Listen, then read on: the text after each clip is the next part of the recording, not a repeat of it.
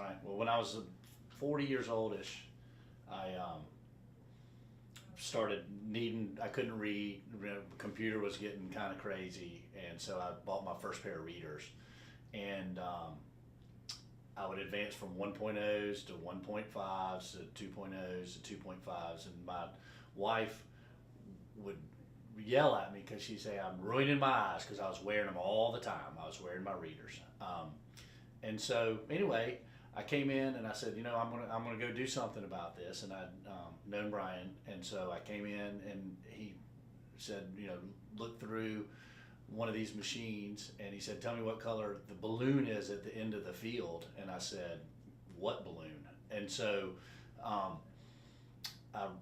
realized that it wasn't only my reading that was going bad, but it was kind of my distance that was going bad. And he said, you're a little young for this surgery, but you're a perfect candidate for it.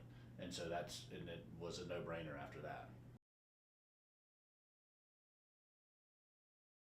Well, I can do everything. I mean, it's amazing when you wake up in the morning and you can see the crawl on the bottom of a TV. You can see what's on ESPN at the bottom.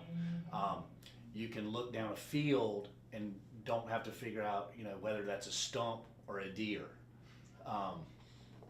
And then every time for about a month, every time somebody put a piece of paper in front of me, or I was looking at a computer screen, I would reach up for my readers and they just weren't there, and everything was perfectly clear in front of me. It was great. I scheduled my surgery, and I came in, and the girls at the surgery center were real nice, and they I had to take a little bit of anesthesia, but I wasn't knocked out, and it was fine. I was a little bit nervous, just the anticipation of it, and plus with somebody touching your eyes, it can make you a little nervous. But I think everything was fine, and the surgery is so short. I mean, it was 8 or 9 minutes, and then when I came back the next week, for the other eye, it was fine too.